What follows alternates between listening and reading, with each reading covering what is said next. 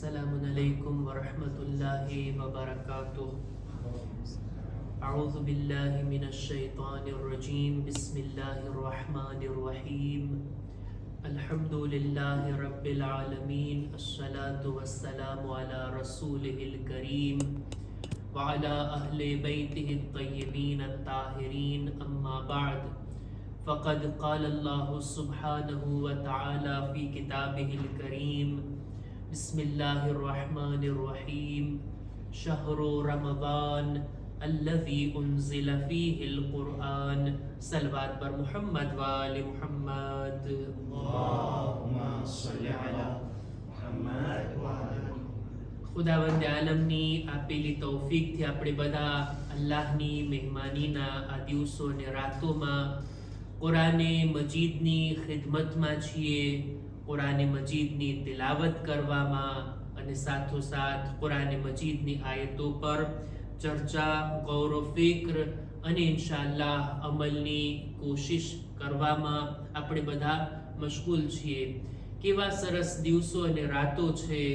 આ દિવસો અને રાતોની કદરો કિંમતને જાણીએ. એક એક મિનિટ, એક એક કલાક, આ એક એક દિવસો અને રાતો. હજી હમણાં જ માહે મુબારક રમઝાન શરૂ થયું અને લ્યો 8મી માહે રમઝાનની શબ આવી પહોંચી. હદીસની અંદર છે કે હુવા શહરુન અવ્વલુહુ રહમહ વ અવસતુહુ મગફિરહ વ આખિરુહુ અલ ઇજાબતુ વલ ઇત્કુ મિનન નાર.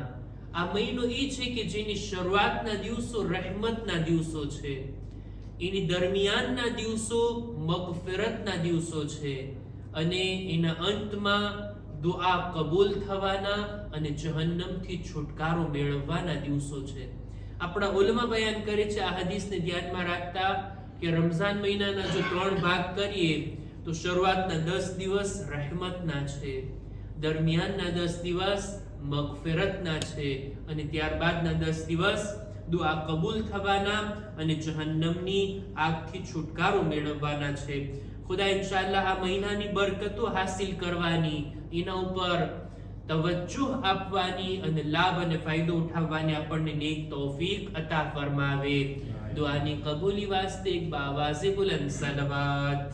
અલ્લાहुम्मा સલ્લિ અલા મુહમ્મદ વ આલે મુહમ્મદ. રાબિતા મુજબ આપણે આ દર્સોના સિલસિલામાં કુરાને મજીદની આસાન આયતો, મને એમ લાગે છે કે આપણે આયતોને યા તો હિફ્ઝ હોવા જોઈએ. બહુ લાંબી આયતો નથી, ટૂંકી આયતો છે ને આસાન આયતો છે. આયતનો હિફ્ઝ હોઈએ, આપણને આયત યાદ ના રહે તો એનો તર્જુમો યાદ ના રહે તો આનો ભાવાર્થ, મફહૂમ એ તો ઝહેનમાં રહેવું જોઈએ કે આપણે આ આયતો આપણી જિંદગીમાં ઉતારવાની છે, આ બાબતોને આપણી જિંદગીમાં લાવવાની છે. હું બોલું ને સાંભળી લીધા અને પછી આપણે બધા ભૂલી જઈએ તો પછી એનાથી કઈ ફાયદો નથી. એટલે જ આજે આયતને જે હું બયાન કરીશ એ આયત તો મને લાગે છે બધાને આવડતી હશે, બધાને મોઢે હશે. આયત કઈ છે? સૂરે બકરાની 200માં નંબરની અને 201માં નંબરની 2 આયતોને આજે મારે રજૂ કરવી છે. ચર્ચા છે હજના બારામાં કે હજના મનાસિક અને હજની ઇબાદતો બધા અંજામ આપી દે ત્યારબાદ ખુદા લોકોના 2 પ્રકાર કરે છે. આ આયતનો ભાગ અહીંયાથી શરૂ થાય છે. 200માં નંબરની આયત સૂરે બકરાની. ફમિનન નાસ મન યકૂલુ રબ્બના આતિના ફિદ દુનિયા વમા લહુ ફિલ આખિરતિ મિન ખલાક. લોકોના 2 પ્રકાર. અમુક લોકો એવા હોય કે જે ફકત અને ફકત દુનિયા માંગતા હોય ખુદા પાસેથી. ખુદાએ તું મને દુનિયા અતા કર, દુનિયાની નેમતો અતા કર, દુનિયાનો માલ, દુનિયાની ચીજો, દુનિયાની અંદર બધી ખૈર ખૂબી તું મને અતા કર. આ લોકોની નજર ફક્ત દુનિયા તરફ જ છે અને ખુદાએ એવો મહેરબાન છે ને કે પણ આપે છે. એમ નથી કહેતો નહીં આપીશ, ના, તું માંગ મારા બંદા, જે કઈ માંગીશ હું તને આપીશ. અમુક લોકોની નજર એટલી કોતા હોય, બહુ લાંબી નજર ના ઉઠાવતા હોય, ફક્ત દુનિયાને, આ માદી ચીજોને જોતા હોય, આ મટીરિયલ વાળી દુનિયાને જોતા હોય, એને જ ખુદા પાસેથી માંગતા હોય.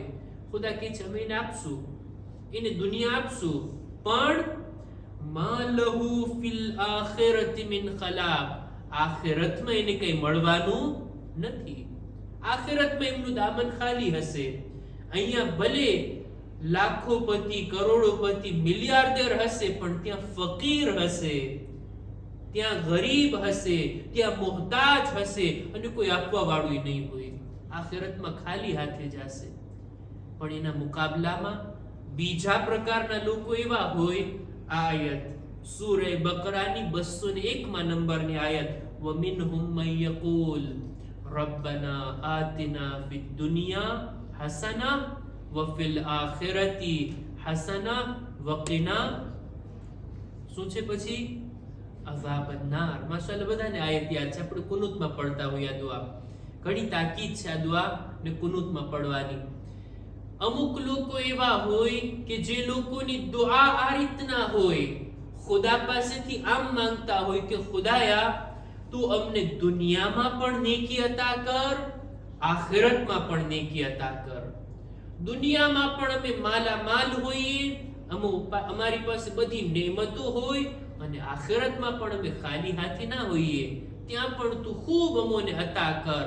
અને ત્રીજી દુઆ એ છે કે ખુદાયા જહન્નમની આગથી અમોને મહેફૂઝ રાખ.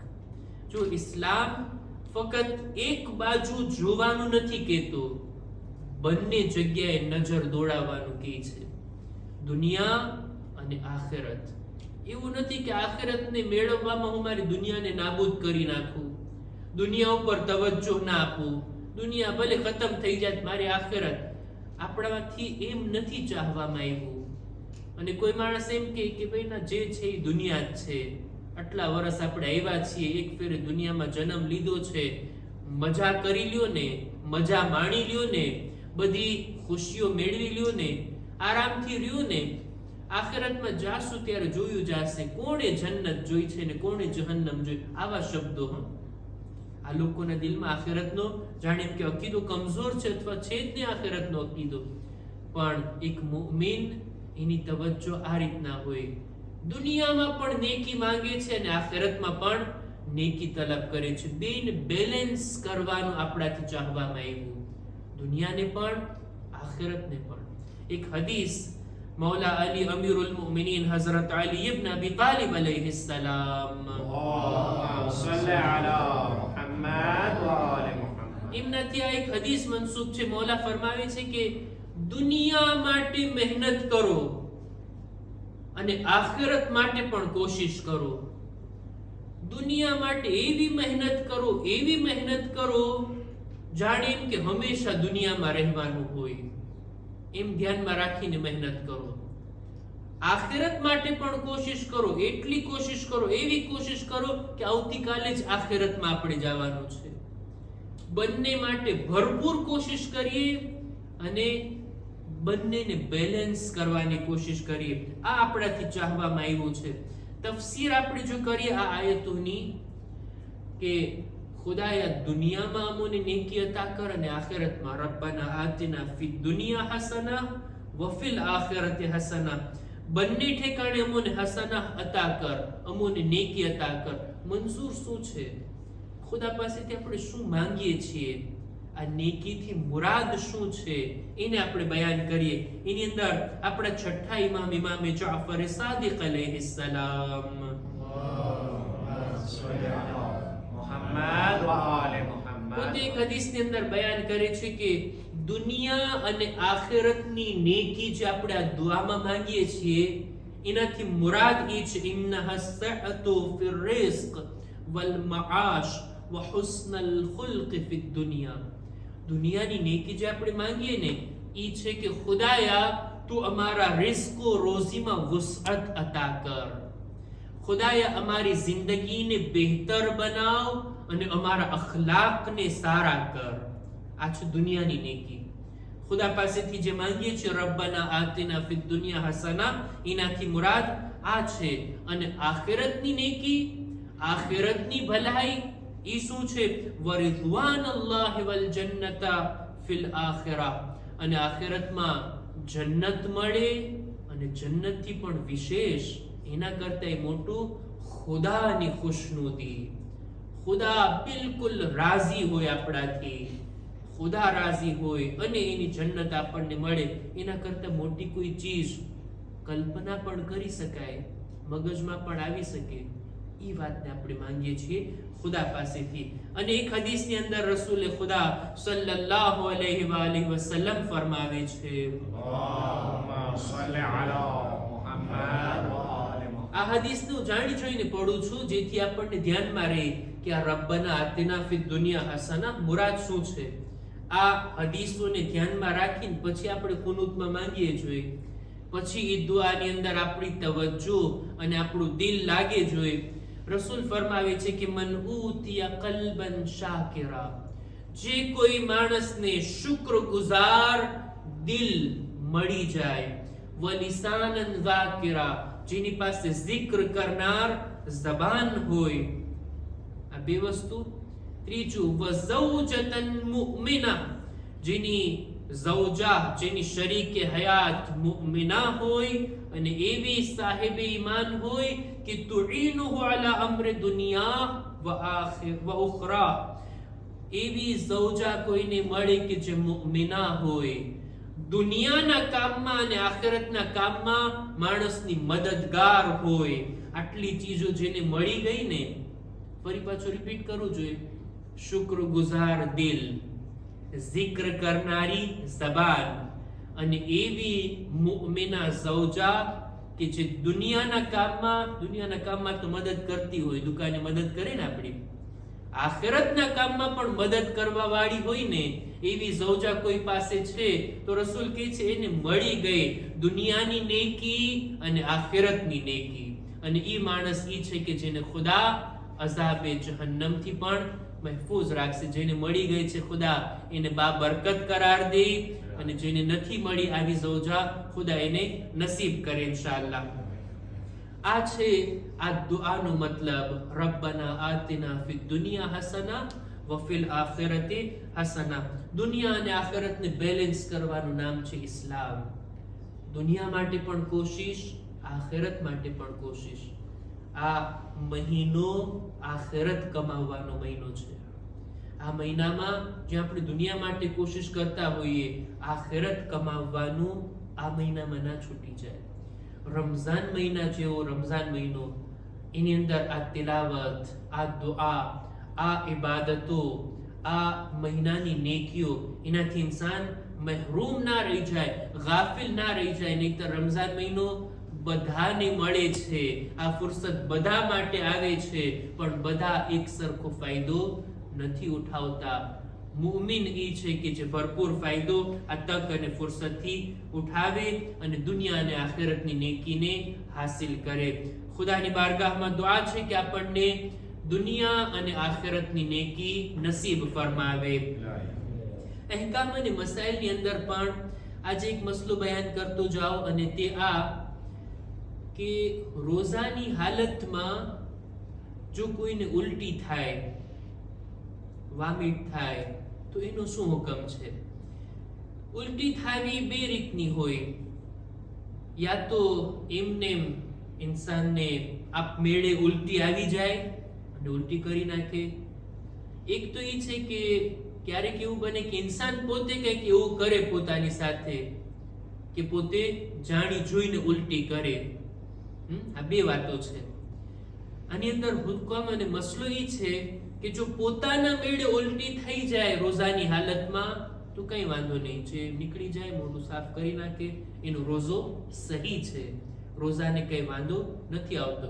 પણ ઇન્સાન પોતે કંઈક કરે, ખબર નહીં એવું કંઈક સૂંઘે કે મોઢામાં કઈ એવું ચાળા કરે, મને નથી ખબર કેવી રીતના, પણ જાણી જોઈને પોતે ઉલટી કરે તો એનો રોઝો બાતિલ થઈ જાય છે, એનો રોઝો સહી નથી રહેતો. આ ઉલટીનો મસલો હતો. અને બીજું એ કે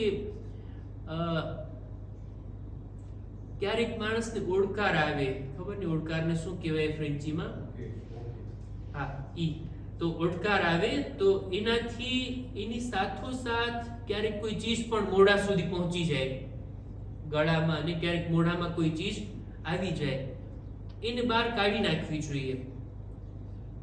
જો બે ઇખ્તિયાર આમ એમને પોતે પાછી અંદર હાલી જાય, આપણા ઇખ્તિયારથી જાણી જોઈને નહીં, એમને એમ ચાલી ગઈ તો કંઈ વાંધો નથી, પણ જો એને આપણે જાણી જોઈને ગળેથી ઉતાર્યા તો પણ આપણો રોઝો બાતિલ થઈ જાય છે. એ કોઈ ચીજ મોઢામાં આવી જાય ઓડકારના કારણે તો એને આપણે કાઢી નાખવી જોઈએ. આ મસલો છે. આ રીતના બીજા પણ કોઈ સવાલ હશે કે મસાઇલ હશે તો ઇન્શાઅલ્લાહ આપણે એને અહીંયા દર્સમાં લાવશું અને બધાની સામે મસલાને રજૂ કરશું. ખુદાની બારગાહમાં દુઆ ગુજારીએ, પરવરદિગારા તારા દીનને જાણવા, સમજવા, અમલ કરવાની અમને નેક તૌફીક અતા કર. માહે મુબારક રમઝાનની ઇબાદતો, દુઆઓ, આમાલ તારી બારગાહમાં કબૂલ ફરમા અને આઈંદા દિવસો અને રાતોમાં બહેતર તરીકાથી ઇબાદતની નેક તૌફીક અતા કર. પરવરદિગારા અમારા મા બાપના ગુનાહોને માફ કર, અમારી ઔલાદને નેક તૌફીક અતા કર.